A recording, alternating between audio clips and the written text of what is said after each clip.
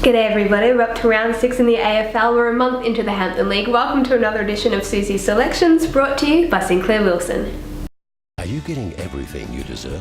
At Sinclair Wilson, we can answer all of your financial questions, optimise your tax position and develop long-term strategies which will be very much to your advantage. Sinclair Wilson, for strength in numbers. We'll kick things off with the AFL as always, and of course tonight it's Collingwood versus Geelong at the MCG. I'm tipping Geelong for this one. Again, by now you probably realise I am a Cats fan and I tip them every week except for the 1 week where I tip North. I won't do that again, I've reached my quota for this year. Collingwood are flying at the moment, they're second on the ladder, they're doing really well and they probably should get the win, so if you're not a Cats fan I'd probably tell you to tip Collingwood, but for me it's got to be the Catters. Hopefully they have more contributors than just Joel Selwood this week to give them a bit of a better chance.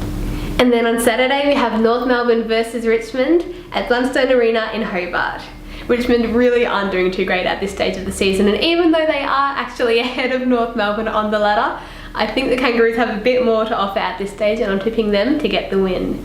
Then it's Western Bulldogs versus St Kilda at Etihad Stadium. How good are the Doggies doing at the moment? They're fantastic. Really exciting win last week and I'm tipping them to carry that momentum into this game. I think they're going to get the win quite comfortably, but it's worth noting that St Kilda of course gave Essendon a really big scare last week, so maybe they can start to build some momentum of their own. And then we have GWS versus Hawthorn at Spotless Stadium. Kind of fell flat on my face last week tipping GWS to get another win there. Won't make that mistake again. They weren't too crash hot against West Coast Eagles and I think they're going to struggle again against the Hawks who are flying at the moment. So Hawthorn for me.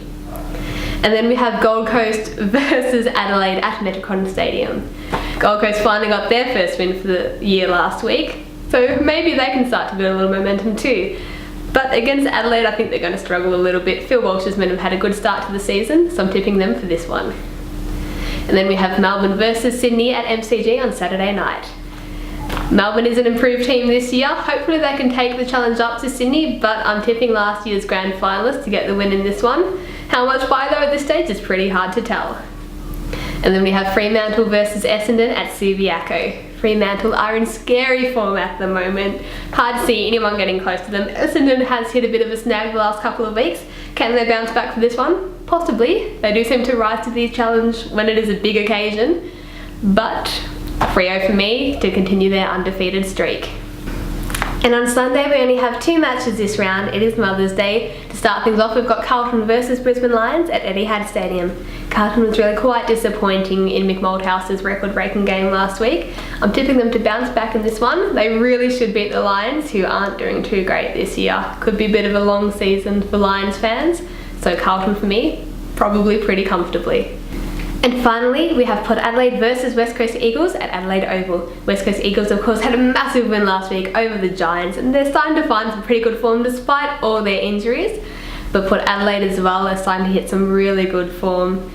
And they're at home, of course, always a daunting prospect there, so Port Power for me in this one. Now it's across to the Hampton League, where to start things off we have Warrnambool versus Portland at Reid Oval. The Blues are tearing away at the top of the ladder. They're on the same amount of wins as Camperdown, but percentage-wise, it's really hard to see teams getting too close to them on any given day at this stage. So the Blues for me by the length of the straight. And then we have Terang Mortlake versus Cobden for our first match this year at Mortlake's DC Farron Oval, where of course they'll be debuting their new electronic scoreboard. The Bloods got their first win of the season last week. Of course, when I hadn't tipped them, I won't make the mistake 2 weeks in a row. I'm tipping the Bloods in this one to start to build a little bit of momentum. I think they should be able to get the job done against the Young Bombers outfit. And then we have North Warrnambool Eagles versus South Warrnambool at Bushfield. The Eagles fell well short of Koroit last week, but it was their first loss for the season. I'm tipping them to get the win against the Roosters, who are at this stage winless. And then we have Port Fairy versus Koroit at Gardens Oval. Port Fairy of course lost to Hamilton last week. Koroit had a big win, so I'm tipping them to continue with their momentum and get another win on the board in this one. And finally it's Camperdown versus Hamilton Kangaroos at Lyra Oval. The Magpies have had a great start to the year. They're still undefeated. Can they make it 4 weeks in a row? I reckon that they can. It would be a good challenge for them against 4th place Kangaroos, but Magpies at home for me in what should be a cracker of a contest. And that's it for this week everybody. Thank you so much for tuning in to Susies Selections. To all the mothers out there, happy Mother's Day for Sunday, and everybody, happy tipping.